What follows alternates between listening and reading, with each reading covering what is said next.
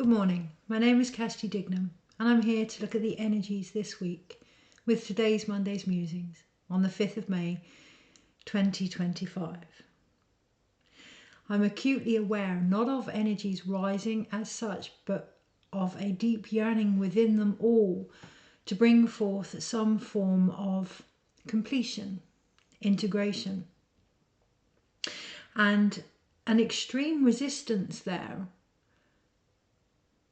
with its roots in worth and connection that is based around our inability collectively to really truly step into our own innate wisdom. We all know that this year has been about the Hermit, which in the tarot numerically is very much to do with completion, endurance, walking our path, carrying the light that guides us forward. The question this week is, what light is that? What vision is that? When we think of the Hermit card, the lamp that the Hermit carries contains the star, the potential that can only be formed based on how we see ourselves. I share this today with trepidation, with anxiety, with a need to expand beyond my own potential in its raw, vulnerable form. A resistance on my own part to step into the Indigenous side of myself, of my own soul. The resistance there for me personally and collectively is how we have been spoon-fed the narrative of what this means. Our own medicine, our own divine directive and the path that we walk. For example, spirituality. On the one hand, I am seeing a rise in videos that are over-sexualizing healing, that are making the version of healing itself out to be something that is very loud, very proud, very aggressive almost. Now, that's not to say that that doesn't occur, but not all healing is a song and dance. Not all healing has to be voiced to a point where the essence is lost, commercialized. On the other hand, I am also seeing incredible medicine and wisdom being forgotten, being bypassed. And by that, I don't mean just spiritually. Yesterday was the first day I decided to work with AI. Following a prompt from a friend of mine, I wasn't aware that AI can do posts and that AI can do campaigns. Now, this is going to be different for everybody, and I do acknowledge that it may have a reaction in some, and I'm purely sharing my own journey with this intelligence. The post that was written took a second. Whilst that was easy, whilst that was very to the point, whilst that directed everything I wanted to share, for me personally, it lacked experience. It lacked the knowledge that I gained. It lacked the human side. It lacked my flaws. We live in a world where flaws are a derogatory term. Flaws are something we are trying to get over, to remove, to eradicate in a fast-fixing society. Why is that important? Why is that related to the Hermit year? Why is that related to the changes that are coming? Why is that related to the 5th of May? Well, it's something I'm actually having to break down myself. The 5th of May, and we all will in our own way, underneath it all, yes, you know, yesterday I typed into AI about the 5/5 portal and the upcoming full moon, and underneath it all, yes, there is a calling here to remember the wisdom that is within us and the power and the energy that we are really being encouraged to connect to. How we do that is in our own individual journey. So whilst guidance can come from artificial intelligence or from our guides ourselves, the energy this week is really suggesting how important it is to be part of that creative process. If we are to avoid apathy, if we are to avoid silencing of something far greater than how many sales we can get with good posts, how direct we can be with what it is we're sharing, how polished and perfect we can be, this goes beyond authenticity, deep into the feminine voice that is trying to rise, that will do so how it needs to do so, that may not be as bright and shiny and masculine and direct as we may want it to be. So I'm going to share some of the things that have risen before I look at the energies this week as guided. And that feels important to recognize that everything in our life is a guidance, whether that's the energies that we work with, whether that's artificial intelligence that do our campaigns, whether that's creativity and painting, whether that's information provided, this video included, it is all a guidance. What is that guidance? To return back to our own self, to return back home to our indigenous self. It isn't here to eradicate who we are, but to strengthen the foundations of that in everything that we do. And this week we are being encouraged, if anything does the opposite, to see it for what it is, to really be honest with why we are connecting and seeking the answers we are externally, to look at the doubt we may have internally. So this is where I share my own version of this journey. Today is International Day of the Midwife, and I choose that to speak about first because I've been a midwife. It is the day that we celebrate those that hold space for life, those that hold space for what has been created to be born, to nurture that, to know the stages of that, to acknowledge and witness the beauty of that.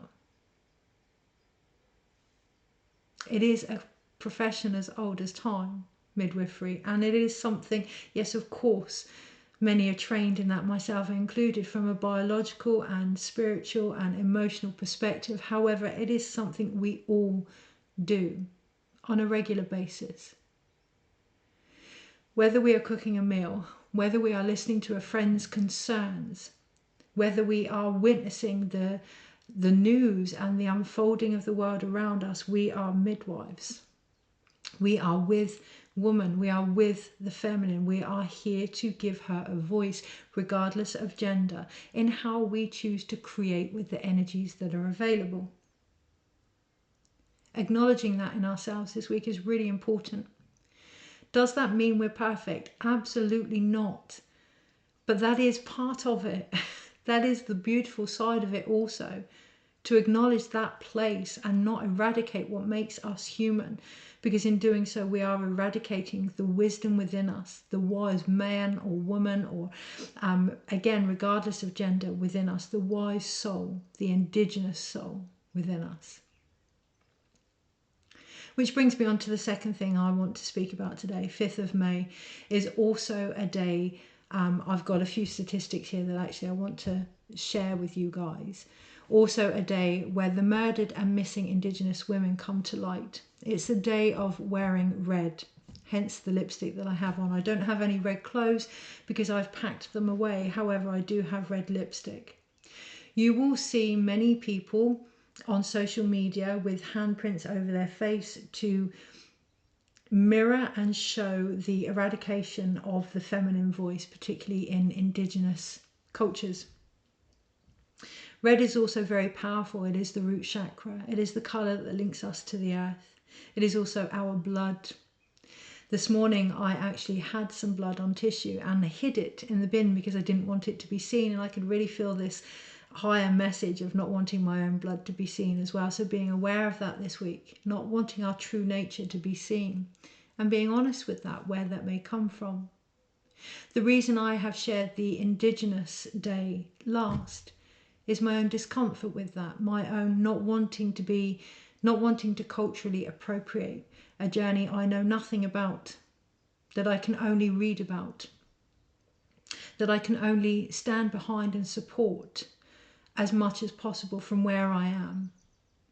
Acknowledging that this week is really, really important as well.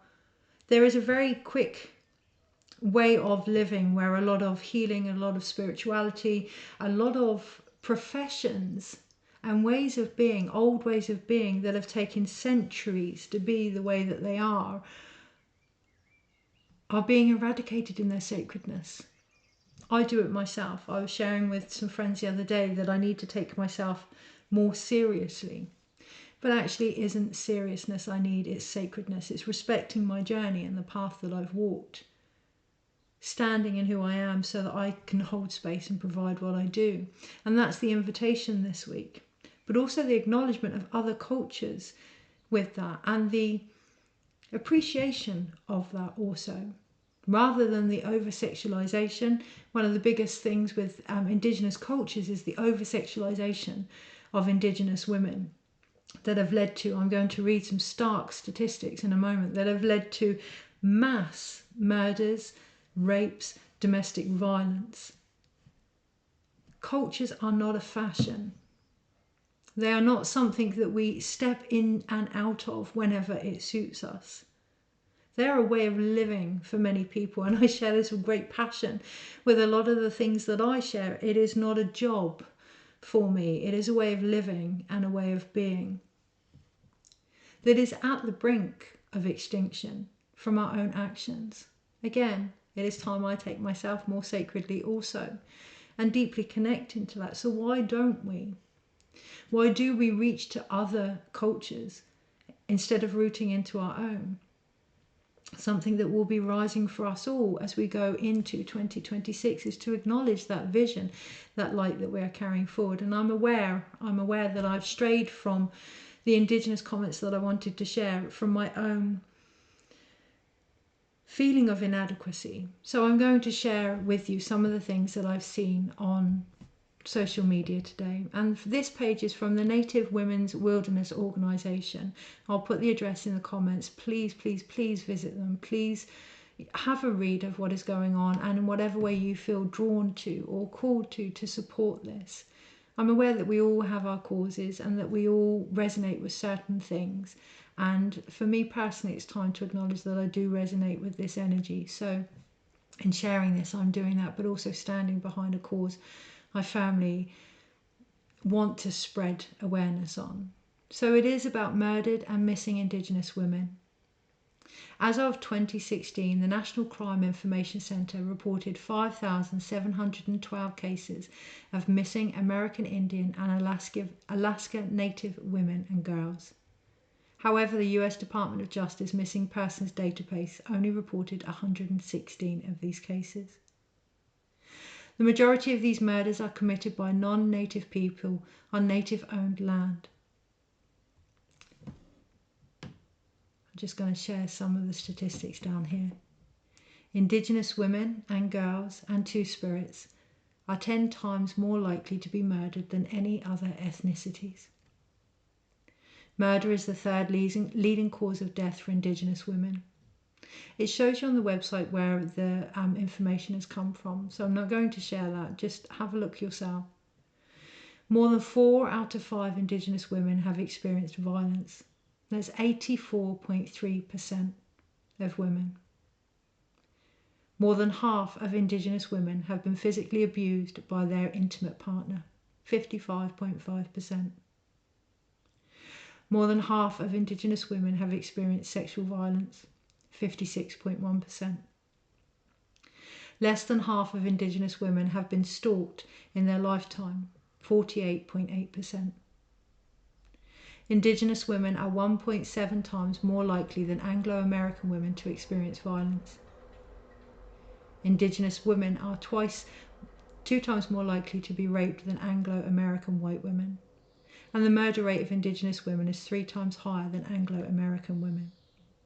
Now, this isn't about comparison. I'm not sharing this video. There's a few statements there on policy initiatives and landmarks because of awareness, and it's that reason that I am sharing this. This isn't about one culture struggling more than the other. This is about our oldest Indigenous forms of the feminine being stalked, being murdered, being raped, being eradicated, because of over-sexualization, because of taking what people want from a culture, but not actually walking the path that they have walked, because of taking this culture and making it more of a fashion statement than a way of being. If we truly want to merge our beliefs, our systems, our medicine, it isn't about taking on somebody else's. It isn't about removing our flaws. It is about walking side by side with each other on the individual paths that we tread. Today with the 5-5 portal, I'm going to share a link in the bottom of this page to a meditation to connect back to the belly of the mother, something that I normally share with the Moon Eye Key groups or teachings. It is about finding your roots. It is about acknowledging what is going on around you, but also internally, reflectively, what is going on for you this week and for this year and for our whole life. Where are we being violent to our own feminine? Where are we silencing that voice for ease and for grace or for sales? Where are we eradicating the raw power of our creative ability? Because we may feel we're not relevant, or we may feel we're unworthy, or we may feel as if we have no right to say anything, or disconnected from what is happening. Where are we being stirred up and not following that through? I don't know where the rest of this is going to lead for me this week or the next few months, although I do have an inkling that there is a wisdom within me that is being called back home. Just like there is in a lot of people that I'm working with, in particular with womb massage and the feminine, there is an innate voice that is returning to us all. That's going to take a while to integrate. That's going to take a few bumps in the road for us to get used to. But if we remove the bumps, if we eradicate the things that are stirring us up and try and make the process perfect and polished, we are going to lose the wisdom along the way. This week, looking at where any creative processes you are part of have removed you out of the equation. Doing something that is out of your comfort zone, knowing it may not be perfect, but that it's moved you, and trusting the outcome of that. Not relying on an intelligence outside of you, but a knowing from within. Just want to take a moment in that shift of energy before we look at the week and how to best navigate it. I just want to invite you to close your eyes, to place your feet on the floor, to feel the heartbeat of the earth beneath you, to allow that wisdom and that remembrance to rise to your heart space, expanding your energy, your vision, particularly of yourself, knowing that the only reason there is complication in our lives is because we have forgotten the simplicity of our own souls. Just allowing that energy, that remembrance to return home.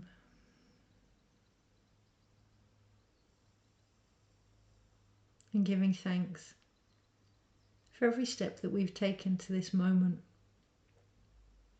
So often in our rush to remove the aspects of ourselves we may not like, appreciate, wish we could control,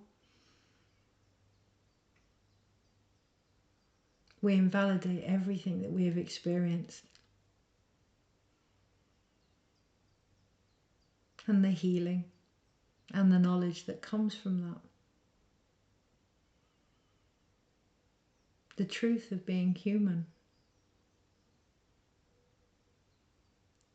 And this is where I'm being called to share with you something that I actually asked AI this morning, if I still have it on my phone. I asked AI if it had any flaws other than its incredible self-awareness. What it came up with was outdated or incorrect information. AI knowledge cuts off in 2024 unless they search the web. It says here, so I may miss recent developments. Being aware of the limit of our own information. Seeing that not as a flaw, but an invitation to explore more. I really felt this morning something rising within me, and it felt very indigenous and very innate, as I say. And AI, Google, guides, outer information helped me to really recognize other things that were going on in this world today in particular. Another flaw that AI has is a lack of true understanding. I don't have consciousness or emotions, so while I can simulate empathy or insight, it's not lived experience. Please, please, please, never downplay the experience that you've gained along the way, particularly replacing it with a need to get across something in a certain perspective. Your view, your insight, your vision is so important. Overconfidence. I can sound very certain even when I'm wrong, which can be misleading. Coming back to the core, with any information that we receive this week, how does that actually feel? How does that resonate with me? How having those senses within us can feel frustrating.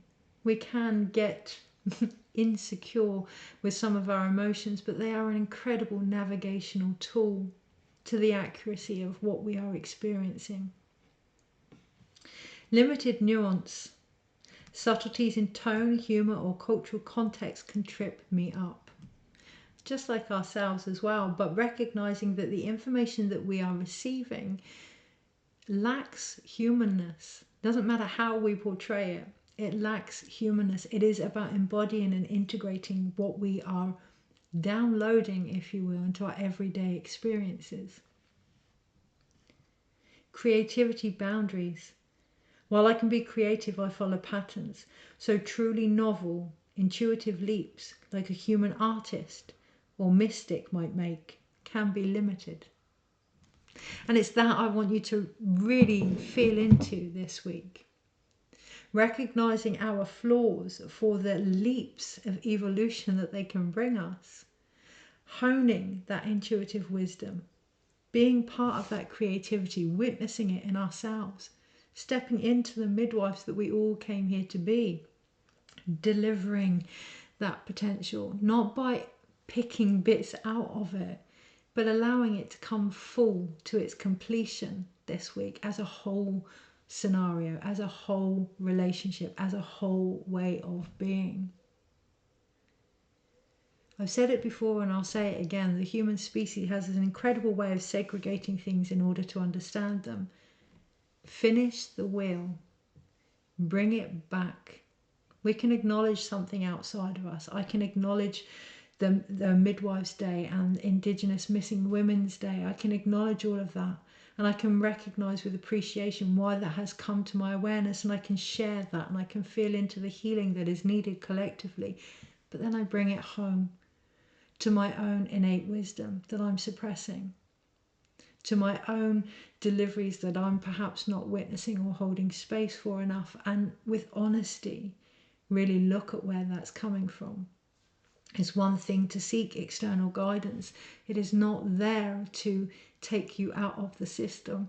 It is not there to remove you from what you are creating, but help you to do so.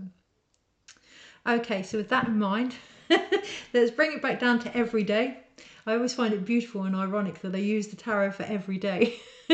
Things can get a bit lofty, and that's the thing for me personally, the tarot. All of these things, they are tools to help us apply things to every day. Just like AI, it is an opportunity to take what we know and apply it not to remove everything that we've discovered, but to hone that into a more streamlined direction. Okay. Right. Energies this week. There is more to the AI, and it's uncomfortable for me to speak about because the truth is I don't really know much about it. I don't really use it. I'm not a computer savvy person. I have to be very mindful of my own views and my own restrictions and my own fears around AI as well. But there is more to come to be discussed on that. Being aware of that. Should I so wish? Should I so wish? Never, ever, ever thought I would be talking about computer systems. Being open this week to what you are being guided to look at. Because again, computer systems, Indigenous women, these are things that I would not be expected to discuss because I'm failing to see my own inner value and perspective and potential. And I'm aware of that. So really being honest with yourself this week. If something is coming into your attention for whatever reason, it is there for a reason, and just feeling into any resistance you may have. Okay, energies this week and how to best navigate it. There is a full moon at the end of the week. I can't remember what sign it's in, but I will write about that. So obviously the energies are building, and like I say, we do have the 5-5 portal today, which, as if you add it all up, it would be 10, 19, yeah. So coming back to the energy of the Wheel of Fortune, but the Magician and the Fool as well. It's one thing to know these things are about change. How are we going to channel that? How are we going to create something different? Well, by seeing ourselves differently, by opening up to the discomfort that may bring. The last thing I wanted to do was to talk about things that I have limited knowledge with. However, one, it's led me on to investigate further, to share something different, and to really appreciate the courage that takes. So feeling into that this week as well. Energies this week and how to best navigate it. Knight of Cups at the bottom of the pack. What is being offered here is encouraging us to move, and it may be encouraging us to move in more romantic ways or less tangible ways, and it may leave us doubting our ability or what is actually being offered to us. And that's the thing, isn't it? Underneath it all, it's about acknowledging the gifts that we have, the experiences that we've received, the intuitive guidance that is being given to us, and trusting our ability to receive that and accept that and to move forward with that. There is in the background here the horse, and this is 2026. This is that year to come. Okay, so knowing that it may not make sense this week, but it's all part of a bigger picture. Things are moving, particularly emotionally and with the psyche, the collective psyche also. Monday, Tuesday, Wednesday, Thursday, Friday, Saturday, Sunday, overall. So there are decisions from last week that have yet to be made. That card has come back up again, and whilst it is a different week and we must be aware that it is a different week, some of the energies are very similar, and that's causing an overall apathy and a mental nearing the point, the end of our tether here. There is a need for balance. There is new energy coming in and new wisdom coming in, but we must get through this full moon first. The full moon is going to bring up many areas where we have seen ourselves from a very illusionary perspective, where we haven't actually acknowledged that the frustrations that we feel are based on our own insecurities, that we are avoiding collectively some of the things we are being asked to channel and to work with, based on the wisdom we have gained. And it's that ability to see how far we have come and base our actions around that this week that's going to bring us full circle throughout the week actually, and allow that balance to be fine-tuned. Okay, so be open to different ways to doing things. So this, rather than break it down initially like I normally do, there's growth here from the Seven of Pentacles, but growth in the fact that it's all part of the story. Recognizing each step this week for the greater version of truth that is being born through us all. Yes, it's okay to separate things and to look at things on a daily basis or a minutely basis to see where things have grown. But if we limit ourselves to just that, if we say this week this has happened, so I haven't really grown, and we don't see the whole picture of everything that has occurred, we are limiting our own growth. And what does that do? When we limit our own growth, I feel it in my solar plexus, we try and regain control, and we start pulling at things that have actually been developed, pulling at things, questioning, doubting, discombobulating ourselves, if you will, from our own connection. And potentially that is there this week because decisions that needed to be made have yet to be decided. We're not going to get away from this. It's going to be part of our everyday occurrence. It's going to be visible in everything that we do, where we may not be stepping into our divine willpower. The informed consent has to come from us, of course, but we are going to be shown the consequences if we do not make these choices this week. So on the Monday, I'm very aware of time.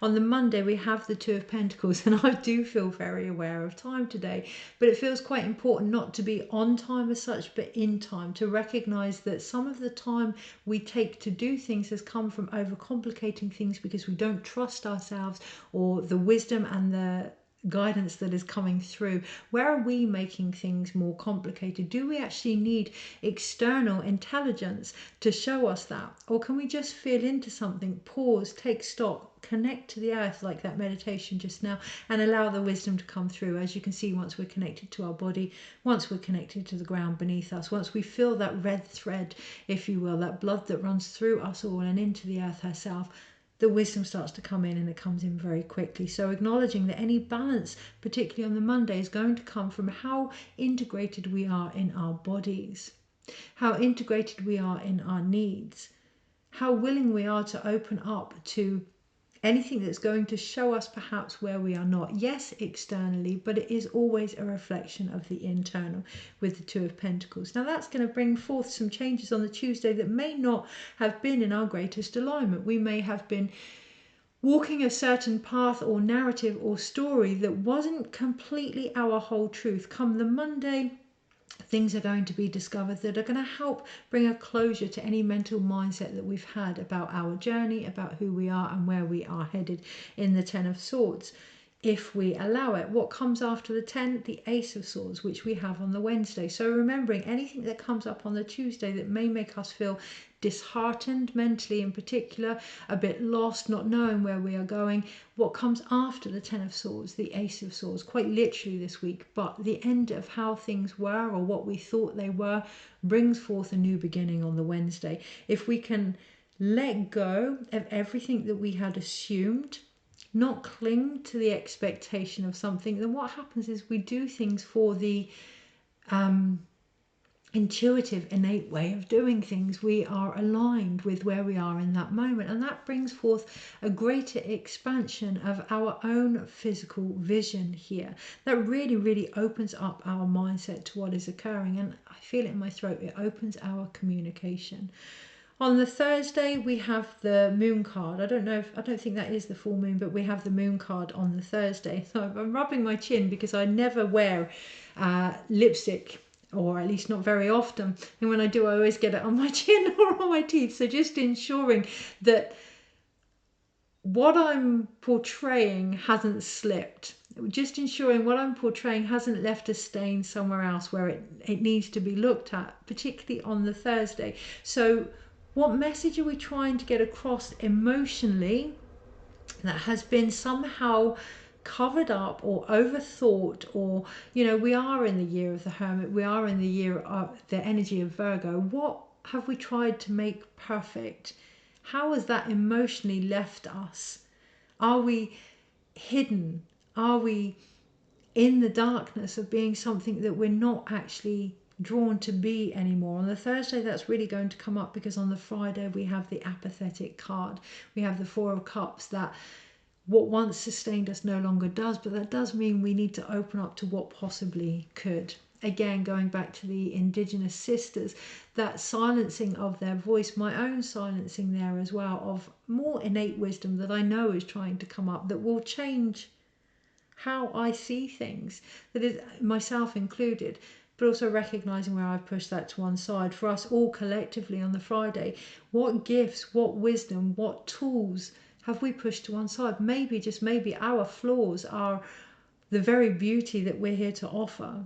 How are we taking ourselves away from that? How are we removing them from our situations? How inauthentic are we being as a result? Because it's that that's causing the frustration by the end of the week. If we can acknowledge that and be honest with that, come Saturday, there are decisions to be made again with the lovers, and they are going to be the decisions that were around last week and the week before, particularly from the new moon. Actually, there are going to be choices about the connection that we want to make in our relationships, in our job, in our purpose, and how fulfilling that is. Have we gained enough information about ourselves to do that? Are we going to keep repeating these cycles until we feel ready? And again, there's no judgment there, although there is judgment in my communication. So being mindful of that on the Saturday, being aware of the energy. We can say we're not doing something, but actually our whole body, our whole soul and energy may be completely doing the opposite. So we can say that we're ready for something, but actually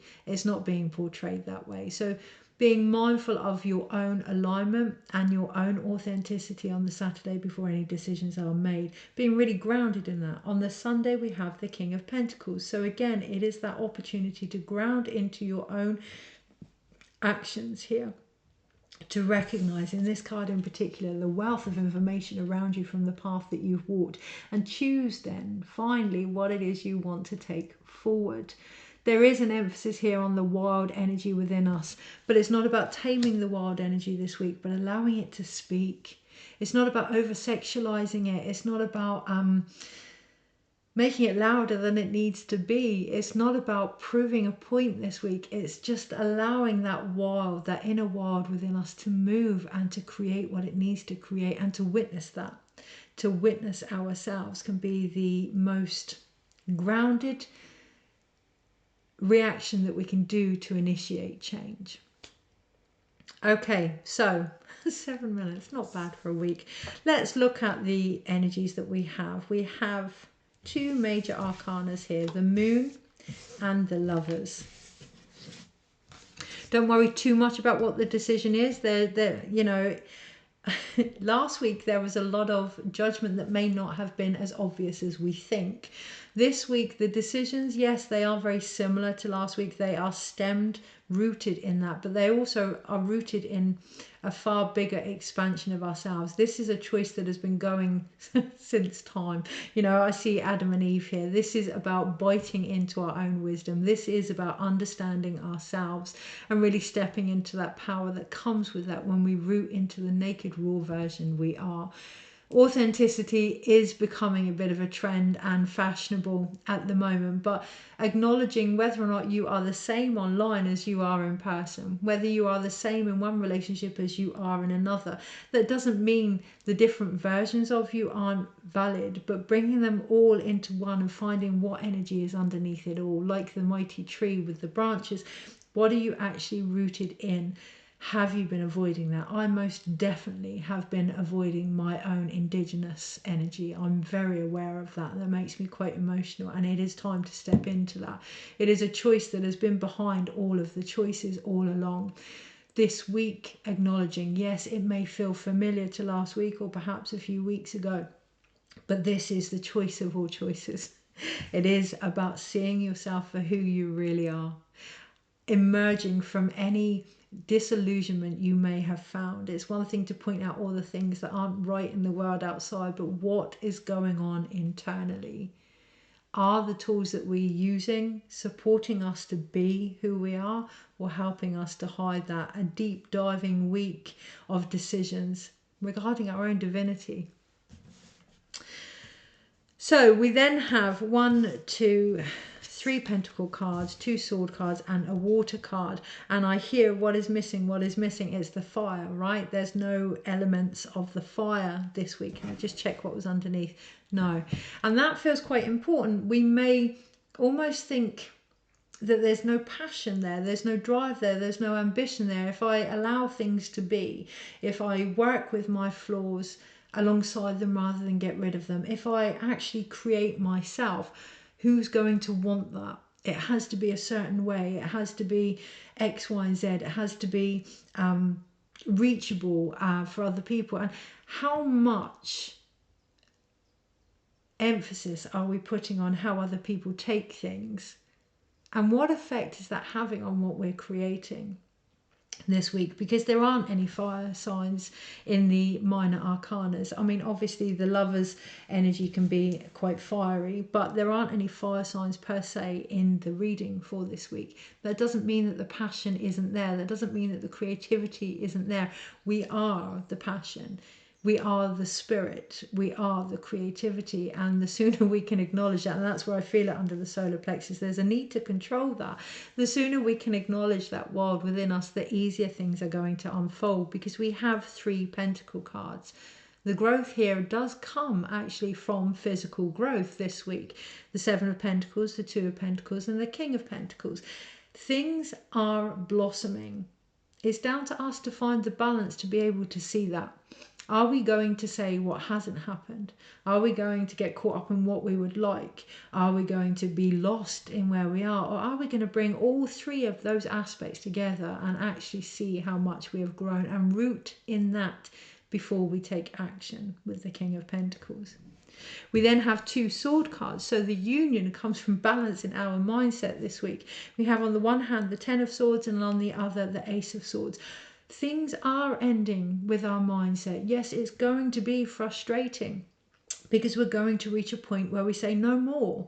I've gone over this. I've gone through this. I've tried to understand this. I've tried to heal this. I've tried to shift this, to fix this, to connect to this, to whatever. Only then, when we say no more mentally, can something new come in. So recognizing those times of frustration this week, breathe, pause, allow something else to come in. Don't go back to thinking about the old ways of doing something if they didn't work. Don't focus on what isn't working. If that means you have nothing to focus on for the time being, then open and receive.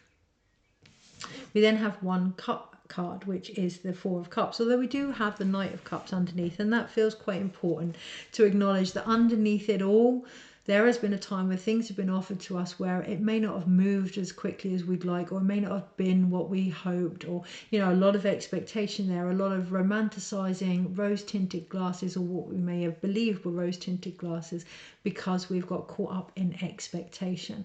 And that can lead to an apathetic attitude this week, a not trusting attitude this week, that can actually impact what we share and who we are, and we're going to receive based on that. Really acknowledging that truth. We may not be able to receive our gifts because we may not trust them, because we expected them to be a certain way, or we expected ourselves to be a certain way. There's a lot of gifts I know myself that I continue to block because I don't see myself that way. This week, opening our perception, our mindset of who we think we are, and allowing what we need to move us through now to come in. Not basing it on things that we've received before. I do see that as relationships as well. So a great time to really open our heart. Well, it's not our heart, actually, it's our mind. The heart is ready, it's the mind. The heart is actually bloody bored of waiting for the mind to catch up this week. So, you know, a lot of the wisdom that's coming through is nothing that I didn't already know, but it's waiting for the mind to get over itself this week. Or risk feeling very bored, not only with each other but ourselves. 3 of Cups and the Page of Cups. Deliverance. Okay, deliverance, a new birth, a new creative endeavor here, but recognizing where we may be separate from our own beliefs, where we may be focusing on how something has to be, and where that may have caused division in our ability to create it. It's there. The beginning is there. The culmination of everything is there. I'm being drawn also to the meteorite shower today. That's something I completely forgot. So let's look at that. Looking at what we may have forgot. The Eta Aquarid meteor shower. Learn more. Okay, so that actually starts on April the 15th to May the 27th. And the best time to view it will be in the hours before dawn on May the 5th. And it's debris left over from Halley's Comet. Looking up to the stars, looking up to the vision, allowing that to guide you this week. Remember, it is all how you see yourself that anchors your reality. Is there anything else on that? Looking at where we may be seeking more in order to avoid what we already know. Take care, and I shall see you next week.